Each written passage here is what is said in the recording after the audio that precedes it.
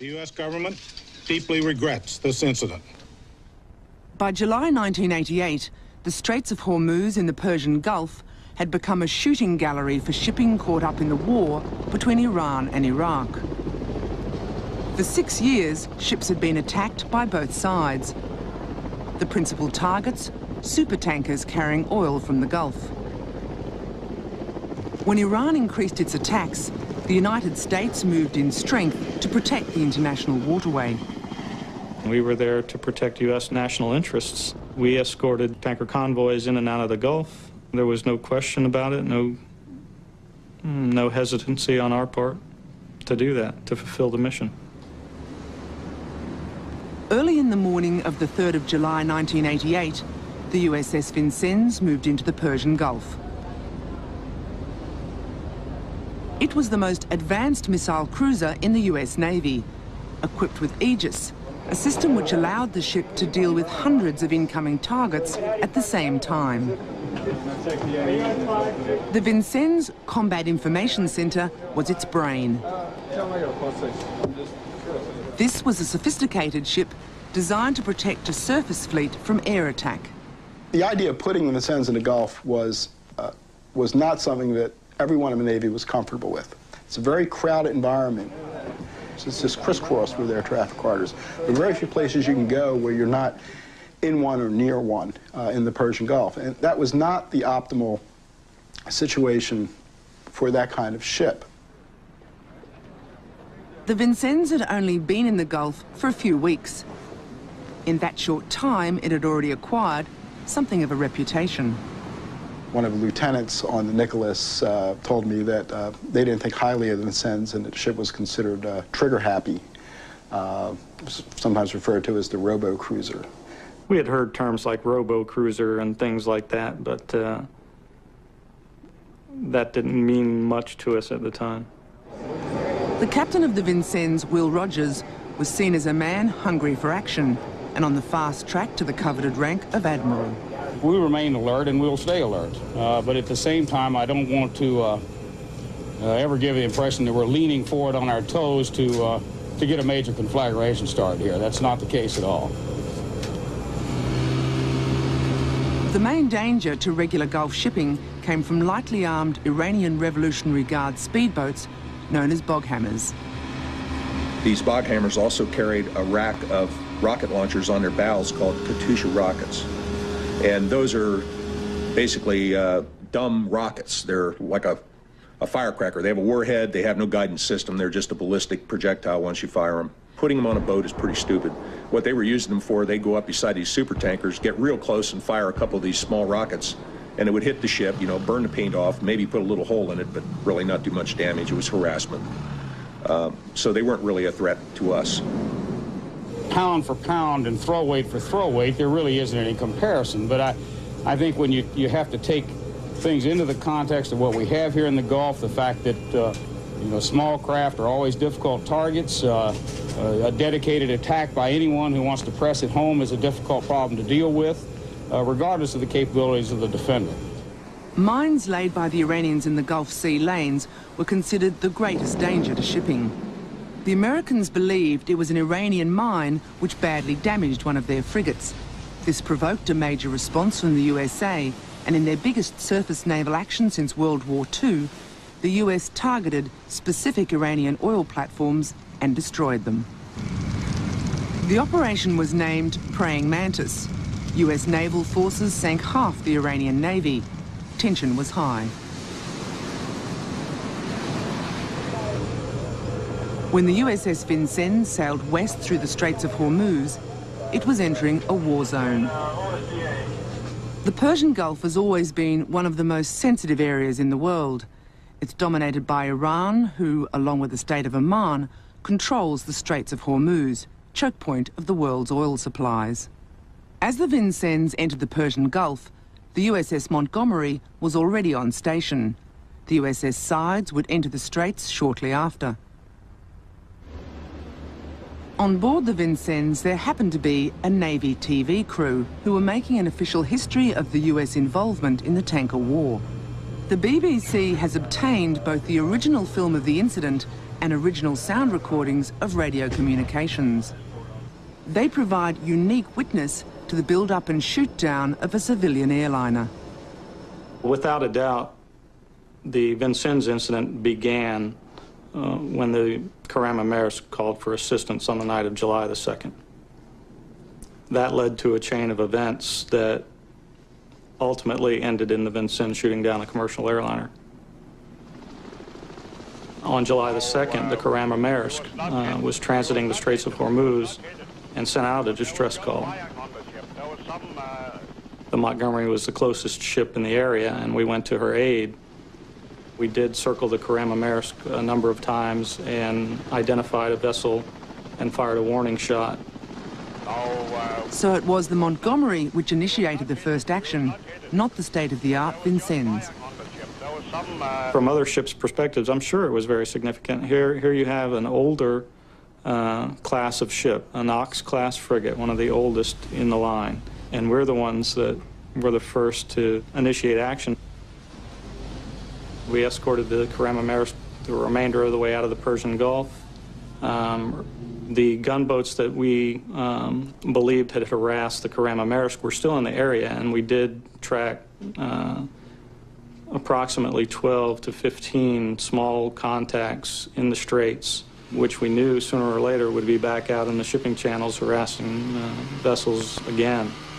And they maintained a range of between 5 and 10 miles behind us the entire time, even after we met up with the Vincennes. The USS Sides, the third American warship in this story, a guided missile frigate, was re-entering the Persian Gulf. On the morning of July the 3rd, we were coming back through the Straits of Hormuz on the way to pick up another ship for an Ernest Will escort mission. And there was some radio communications indicating sounds of explosions or such coming from Montgomery and Vincennes. The impression at the time was that these explosions were fairly large and not explainable in the immediate vicinity. You know, in other words, there were no units that you could attribute this size of an explosion to. The explosions might have meant that some merchant ships could be in danger from Iranian bog hammers. So the Vincennes went to investigate, determined this time not to miss out on the chance of action. But even on the Montgomery itself, the explosions remain something of a mystery. At some point, and I'm not sure exactly when, the CIC officer did come to the bridge. I was on the bridge at the time as the junior officer of the deck, and asked me if I heard several explosions coming from somewhere in the distance, and I told him that I had heard nothing. Good morning, this is the Dalgiri reply. When the Vincennes made contact with the Dalgiri, it required no assistance. Reports of explosions were baseless. German merchant Uligari, this is U.S. Navy warship. We are standing by channel 16, over. Yeah, okay, 16. Do you read me? Merchant Uligari, this is U.S. Navy warship. Read you loud and clear, over. Okay, thank you. The Dalgiri and other merchant ships may have felt safe, but the Vincennes still saw the bog hammers as a threat. Radio messages from the Omani Navy warned off Iranian bog hammers from Omani waters. This is Oman Navy. Iranian Revolutionary Guard patrol boats manoeuvring at speed. Your actions are not in accordance with the rights of innocent passage. Leave Omani territorial waters immediately. The Vincennes began to shadow the bog hammers. The Omanis considered this highly provocative and ordered Vincennes out of their territorial waters. U.S. Navy warship, Oman Navy. This is U.S. Navy warship, over. Your actions in manoeuvring at speeds up to 30 knots in Omani waters are not in accordance with the rights of innocent passage. Is to maintain a constant heading at leave Omani waters, over. United States Navy warship, roger, stand by. Left 3 degrees, rudder steady course 015 iron. Rudder left 3 degrees, go course 015. The Vincennes complied and left Omani waters. But contrary to instructions from the US Surface Commander, it also moved to support the USS Montgomery, which was close to an active bog hammer group. I did not send the Vincennes to support the Montgomery. I authorized the Vincennes to send their helo. I was the only one that was in authority to send them anywhere, and my understanding was that they had asked permission to cover the area with the helicopter, and that they were also told to remain on station. The Vincennes helicopter, call sign Ocean Lord, was sent to monitor the bog hammers. We don't know how close to the boats the helicopter actually went. There was, without getting too technical, a fixed distance that they were supposed to maintain. If, in fact, they were harassing the boats, which may have been the case, how would the boats communicate with them? Well, they would generally fire warning shots. We'd seen that happen with news helicopters there in the past. If the news helicopters or the media helicopters got too close to Iranian small boats, bog hammers, if you will, or whatever, warning shots would be fired and had been fired in the past. I heard what sounded to me like machine gun fire over my right shoulder, and I turned around and watched the helicopter fly back to the Vincennes from the general direction of the gunboats. Shortly thereafter, the helo reported taking shots, or I should say that the Vincennes reported to me that the helo had reported taking shots. Under the rules of engagement, the Vincennes could now engage with the Iranians. She contacted her surface commander in Bahrain.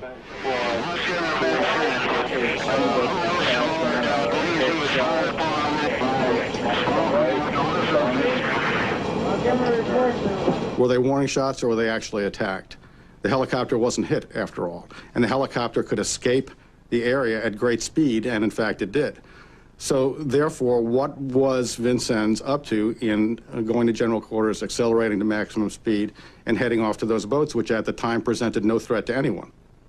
General quarters, all hands man your battle stations.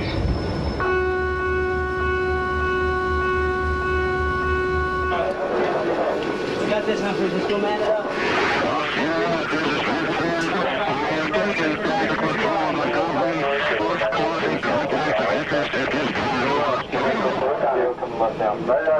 The Vincennes took tactical control of the Montgomery. We turned around, closed the contacts.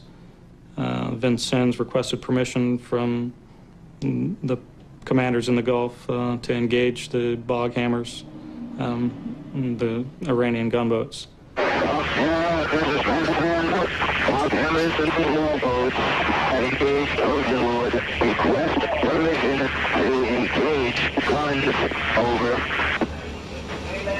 The rules of engagement at the time specified, and they were very clear-cut, that you will return fire with fire, and so they asked permission to take the units under fire.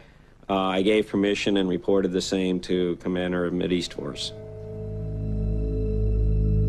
75 kilometres away in Bandar Abbas, passengers were boarding Iran Air 655, a regular flight to Dubai. Cruising at maximum speed after the bog hammers, the Vincennes soon faced a potential problem. Officer deck, presently hold the ship crossing the Iranian declared war zone line. Having crossed the Iranian war zone line into territorial waters, international law permitted the Vincennes to fire only in self-defence. Do they have any guns on it?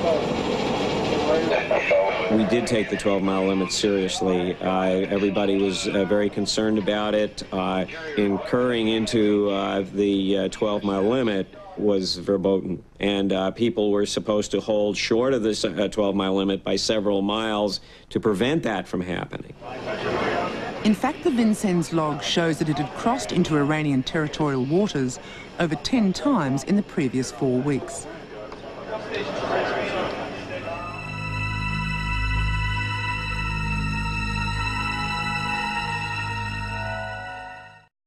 It was our concern, however, that Vincennes was acting in an overly aggressive fashion, or so it seemed, and that they were actually pursuing these boats rather than being pursued by them. 350. Count, The IRGC were sort of a ragamuffin band, if you will. I mean, they were not very well coordinated, and certainly it wouldn't be too difficult to scare them I don't think, into doing something that was foolhardy. If they saw a lot of military machinery bearing down on them, they could easily become frightened. It was our business out there to defend shipping against those guys, but not to provoke them. It was hammered home to us that that we were the neutrals, that we were in a very difficult position, that restraint was there, but if you needed to have the use of the rules of engagement, so be it. They were there for you to protect yourself and your crews. In support of the Vincennes, fighters were launched from a nearby carrier. Enormous firepower to deal with lightly armed speedboats.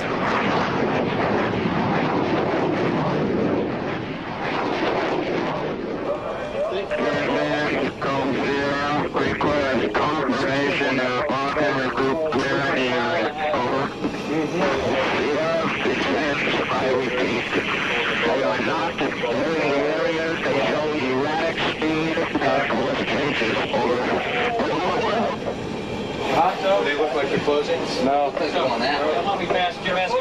One appears to be going out to starboard and one's in the middle. I'm just off the starboard bow, has a machine gun on it, 46. Fast move, just off the starboard. The one at 350 is inbound. 350 relative? Relative. Still inbound.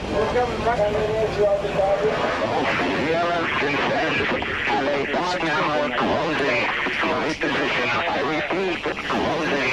My position, over. Vincennes, go here. Take on Hammer Group with guns. Gotta say again, take on Hammer Group with guns. Over. Taking track with guns. Making one of these with guns. Right out here. Here, Vincennes, opening fire with guns. And then out.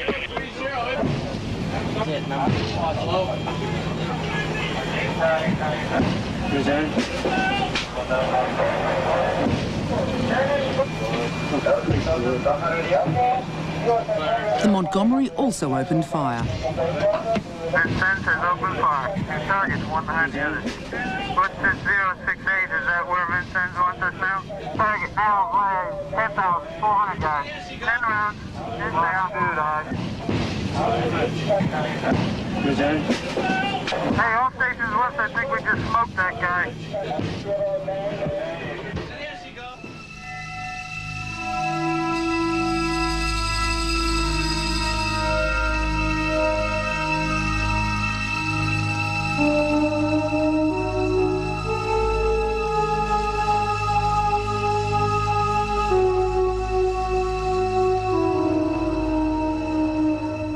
During that engagement with the small boats, the aircraft lifts off from Bandar Abbas and then proceeds on course, essentially, slightly off schedule, as has been noted. I think they were 20 minutes or so behind schedule, climbing on a fixed course, using the proper IFF, and so forth and so on. Every aircraft broadcasts its own unique identity by transmitting an electronic squawk code, IFF, identification friend or foe. The Airbus continually broadcast its civilian status. The aircraft was proceeding on a course that would take it directly over the Vincennes position. Recall again that Vincennes was in the middle of a gun battle with these small boats. Now, perhaps a battle of its own making, but firing nonetheless. The Vincennes still carried on firing, though they were well inside Iranian territorial waters. The Airbus was now 24 kilometres along the regular air route to Dubai. It had already been wrongly identified as hostile. The Vincennes believed it to be an Iranian F-14 fighter. You are inundated with intelligence messages projecting the worst-case scenario possible every day of the week, such that if anything happened whatsoever, they could go back to the file and pull out a warning that said, well, we've warned them about that. But life in the Gulf was business as usual.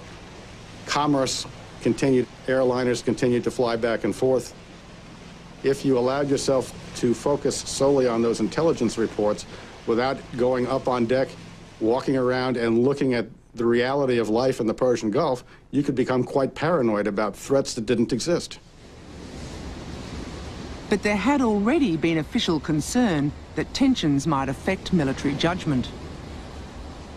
When I briefed in with the commander of the Mideast Force, I know that a very serious concern of his, as a matter of fact, he said, Dick, the one thing that I am concerned about is shooting down a civilian aircraft.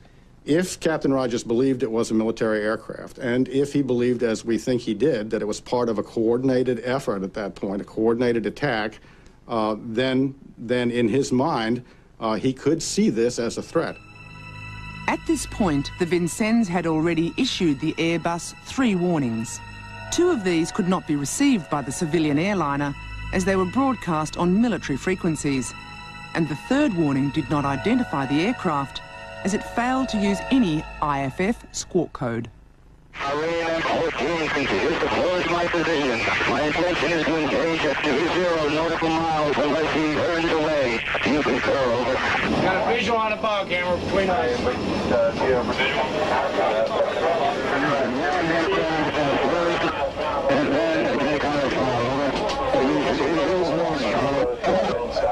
I was told that it was an F-14. I watched it. I took a look at its altitude and its speed. It was climbing, it was slow, it was in the middle of our missile envelope. The F-14, to my knowledge, had no significant anti-surface warfare capability, so I designated this thing in my own mind as a non-threat. Captain Rogers, on the other hand, involved with his gun battle at that time, announces that he is intent on taking that aircraft out at 20 miles. It got tense. It did make the situation much more complicated. Both ships had attempted to communicate with the aircraft, and we were unsuccessful. We got no response back. We could hear the challenges go out on military air distress and this civilian version of the air distress channels. So we were aware that they were warning an aircraft, an approaching aircraft. Typically, if you could not communicate with an Iranian airplane, military aircraft, you illuminated them with your fire control radar, you let them know that you were there, and they would generally depart the area. When we illuminated it with our fire control radar, it didn't react. The American fighters launched earlier could have identified the airliner as a civilian flight, but the carrier commander would not allow them to approach the area, fearing they might be shot down by an overeager Vincennes. I did not have the capability to talk directly to the commanding officer of Vincennes, simply because he was engaged on a very personal basis in a fight. And I knew they were about ready to pull a trigger on a missile that could kill my pilots, and I wanted to make absolutely certain that they didn't become the victim. Air hostile at 004, truth, 21 miles. The aircraft crosses the 20-mile mark, and he doesn't shoot it down. 18. So at that point, I breathed a sigh of relief, thinking that, okay, he has now seen that it is a non-threat. Size is right here? Sides. Okay. What I'm told transpired during that period of time afterwards is that they weren't capable of getting the shot off in an orderly fashion. So although the intent was to shoot it down at 20 miles, they sort of bungled the operation. While the surface battle continued, the crew below struggled to fire their missiles before the aircraft came so close that a successful launch would be impossible. 27 unsuccessful attempts were made before the correct launch code was entered.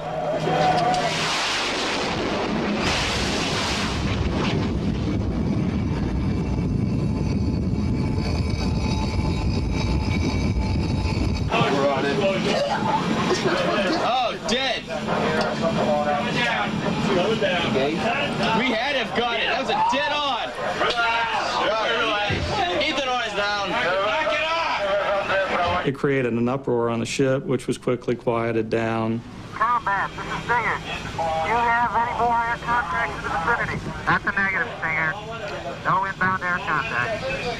The Vincennes continued to pound the bog hammers. Alright, we got a confirmed kill on that one yet, Tom? Well, it looks like it does, and then the guy was there, and then he was gone. We gave that guy his wish. He went to see Allah. I didn't see a parachute in this plane. We had individuals who were up in places where they could see wreckage falling, they could see the airplane coming down. It wasn't until sometime later that they described the wreckage in terms that led us to believe that it was not a military aircraft. There was too much, too large. And over the emergency frequency, they heard a desperate Iranian appeal.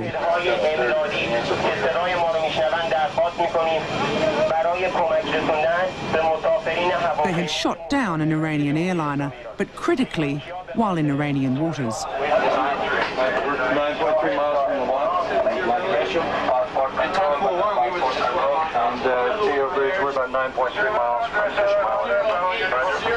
An Iranian Airbus is presumed crashed. Please look for survivors or aircraft wreckage. I can just only recollect the pall that settled over the entire force when it started to become apparent that this was an airliner that was involved. It was just a sickening feeling for the entire rest of the day. I can't ever remember being so dismayed, so depressed, so feeling for all of the people that were involved. It wasn't a very happy day in the Gulf for us, that's for sure. The Sides was dispatched to go close to Dubai to see if they could find wreckage, and they spent a considerable amount of time. There was nothing there. And it's also fairly ironic that the Vincennes is the one that came upon the wreckage.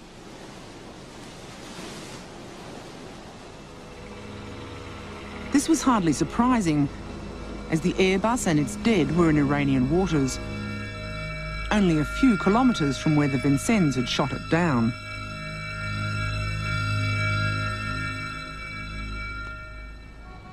It was the middle of the night when the news was sent to Washington, a time difference of 7 hours with the Gulf. The shoot-down was a major incident with enormous diplomatic implications, and so the Navy had to prepare itself for a rough ride. Admiral William Crowe, chairman of the Joint Chiefs of Staff, was sent out to face the press.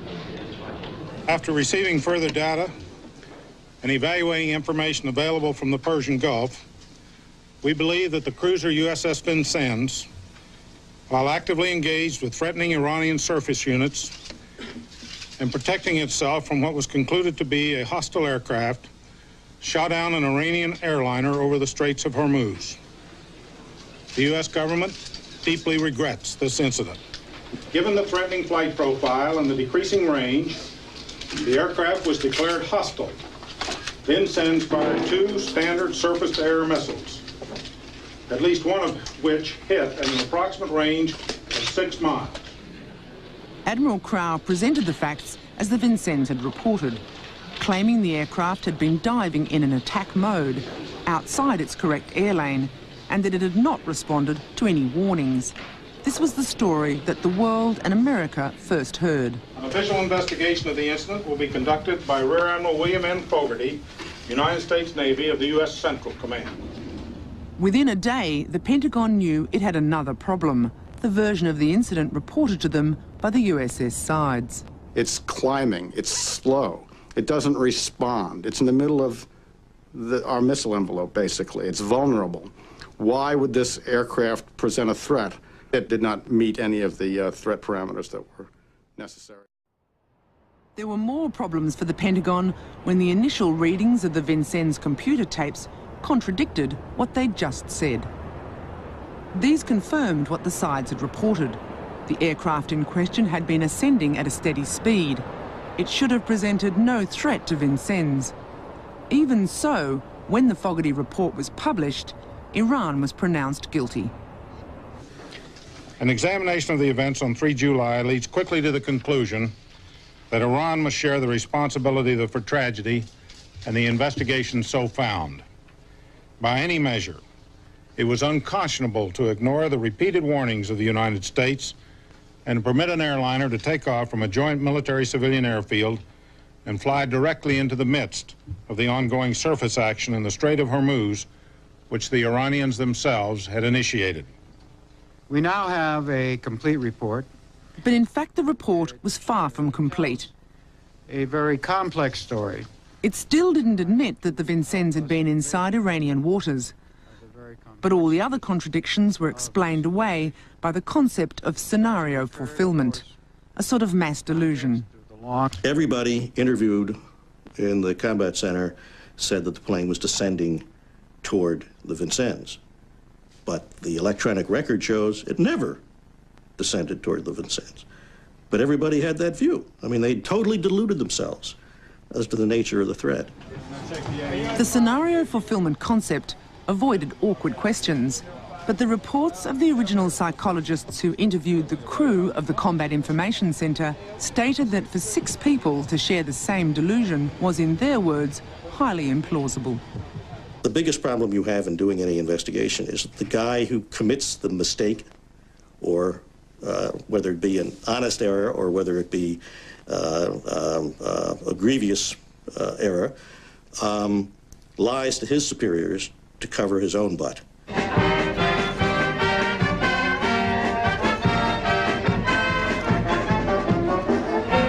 When the Vincennes returned to its home port of San Diego, it was to a hero's welcome.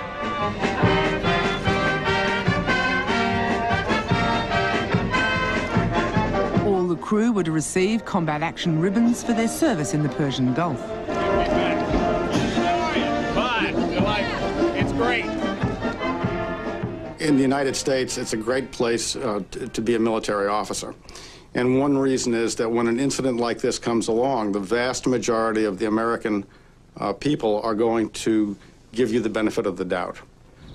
4 years later, it was first admitted to the American public that the Vincennes had been in Iranian waters. An earlier report from ICAO, the International Civil Aviation Organization, sparked new press revelations. Admiral Crowe was asked to explain himself at a hearing at the House Armed Services Committee, chaired by Les Aspin.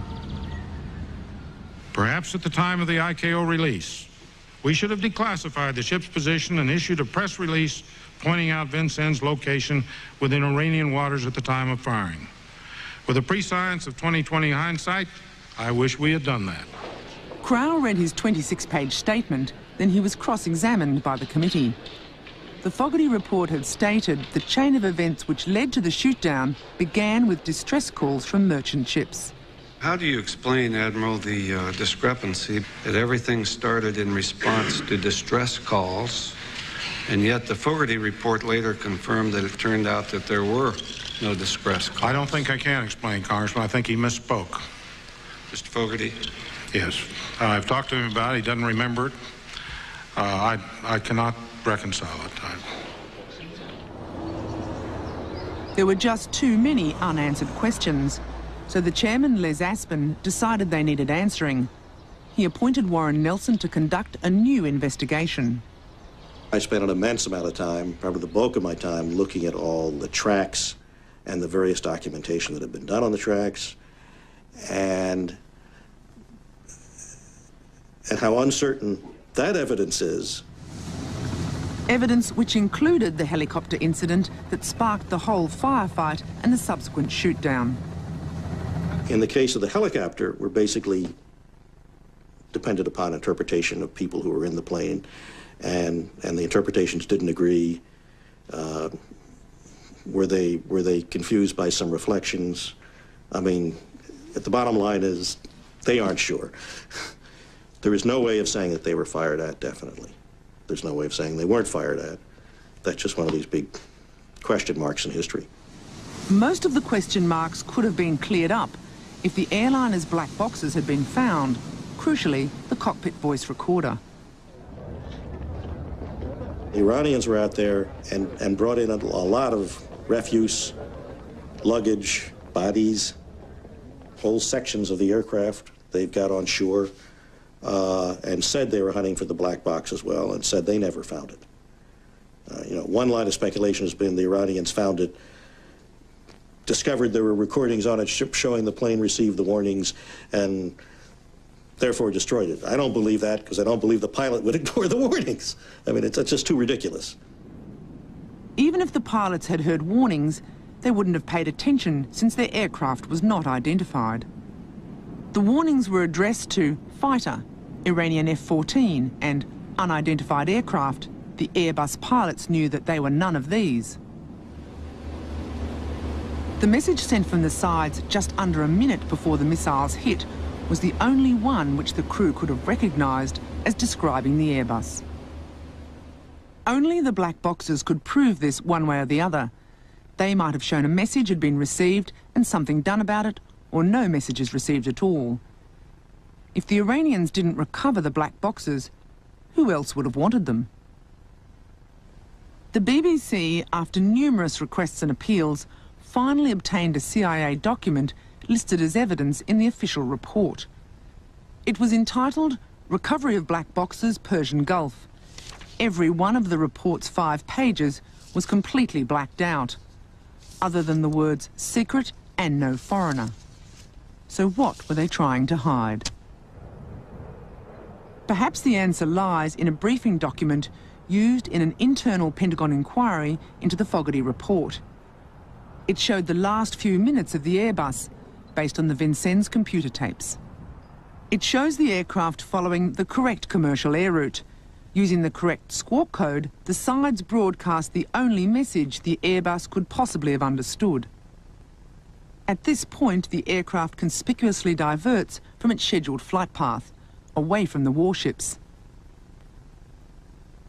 A minute later, the plane appears to veer more sharply to the right, onto the course advised by the sides.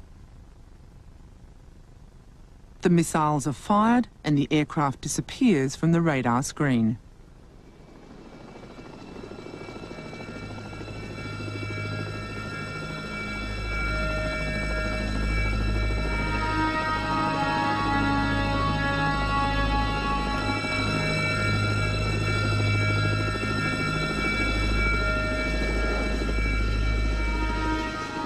I think, and I believe deeply, that had there been one American on that aircraft, that the story would have gone on from there. But sadly, in a macabre way, sadly, there wasn't. And so consequently, there wasn't any drive to get to the bottom of the story. And the new investigation, headed by Warren Nelson, simply petered out. Other things seemed more important. The reason why there was no final report is exclusively my fault. We didn't produce any further document, although we wanted to, and I got bogged down with something else that erupted. I forget what it was. The really sad part of this whole thing, in my opinion, is the lack of taking responsibility for what happened. I view the entire affair as a gigantic screw-up. And yet, once we got through the preliminary investigation in Bahrain conducted by Admiral Fogarty, we hear not a word of it from there on out. Why is that? Well, I find it interesting that we took no further action. It seems to me it was plain that it was a tremendous mistake, a giant blunder. At that point, it would seem to me that we should have addressed it as a giant blunder, held people accountable, taken corrective action, and I believe we should have apologized to the Iranians for it. Captain Rogers declined the BBC's request for an interview. He said that while he regretted the outcome, he would do exactly the same thing again in the same circumstances. Captain Will Rogers was awarded a Legion of Merit Medal for his meritorious performance on the Vincennes.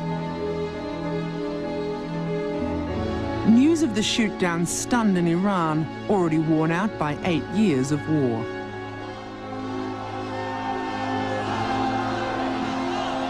The Iranian leadership was convinced that it had been a deliberate act of war by America, and their suspicions were understandable. It was an undeclared war with Iran. We were in hostile action with their armed forces, and we sought out and sank Iranian state naval vessels. I mean, to me, that's certainly a state of war, whether it's declared or not. Immediately, there were calls for revenge. The official Iranian response was menacing, but unspecific. We will, of course, in due course, have our own response to the American crimes. I do not disclose what kind of response would be from our side, but naturally an appropriate and measured response to the magnitude of the crime. 6 months later, it seemed possible those words had taken on a truly sinister meaning. When Pan Am 103 blew up over Lockerbie, there was speculation about Iranian extremists, their known links to international terrorist Ahmad Jabril, and revenge. Investigators switched attention to Libya, and the US now seeks not to antagonise Iran as a counterweight to Iraq. But suspicions have lingered. The 2 Libyans accused of the bombing recently had their trial adjourned. Defence lawyers are reviewing evidence that may shift the focus back to Iran. I think that it's altogether possible that that the Lockerbie disaster could be linked to the Vincennes tragedy, and that might not have happened. Again, this is speculation. That might not have happened had we taken the appropriate steps to apologize for the problem and to let the Iranians know that it was, in fact, a giant blunder.